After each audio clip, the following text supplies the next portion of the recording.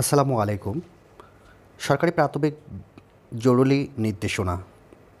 সব সরকারি প্রাথমিক বিদ্যালয়ের কমিটি বাতিল। মানে পূর্বের যে কমিটি আছে সে কমিটি বাতিল বলে গণ্য করা হয়েছে। নিজস্ব প্রতিবেদক ঢাকা। দেশের সব সরকারি প্রাথমিক বিদ্যালয়ের ব্যবস্থাপনা কমিটি ভেঙে দিয়ে পুনর্গঠন করার নির্দেশ দিয়েছে প্রাথমিক ও গণশিক্ষা মন্ত্রণালয়।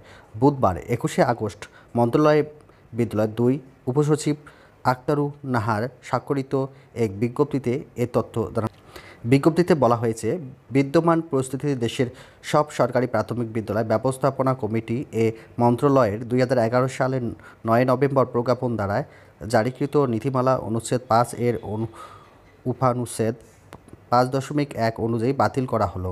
অবস্থায় উক্ত নীতিমালা অনুচ্ছেদ ২ এর উপানুচ্ছেদ ২.১০ অনুযায়ী অ্যাডহক কমিটি গঠন প্রয়োজনীয় ব্যবস্থা গ্রহণের জন্য নির্দেশক্রমে অনুরোধ করা হয়েছে।